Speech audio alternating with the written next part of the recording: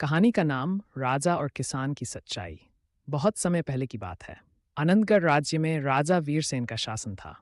वे बहुत न्यायप्रिय और प्रजा की सेवा में लगे रहने वाले राजा थे।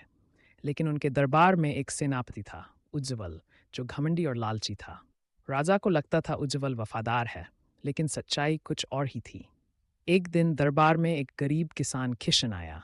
उसके कपड़े मैले थे, लेकिन आंखों में सच्चाई थी। महाराज, मेरी जमीन पर जबरन किला बनवाया जा रहा है। मैं कई बार दरबारी अफसरों के पास गया, लेकिन कोई मेरी नहीं सुनता, किशन ने विनम्रता से कहा। राजा वीरसेन ने पूछा, कौन किला बनवा रहा है? किशन ने डरते डरते जवाब दिया, सेनापति उज्जवल। दरबार में सन्नाटा छा गया। राजा को शक हुआ, लेकिन बिना प्रमाण व किसी पर आरोप नहीं लगाना चाहते थे। उन्होंने चुपचाप एक योजना बनाई। अगले दिन राजा ने एक साधारण किसान का भेष धारण किया और बिना किसी को बताए किशन के गांव पहुंच गए। वहां उन्होंने देखा कि सचमुच जमीन पर जबरदस्ती काम हो रहा है और लोग डरे हुए हैं। राजा ने चुपचाप सब देखा और वापस महल लौट आए। दरबार में न्याय का समय है। जो भी दरबार का सदस्य प्रजा का शोषण करेगा, उसे तुरंत सजा दी जाएगी, चाहे वह कोई भी हो। राजा ने सख्ती से कहा।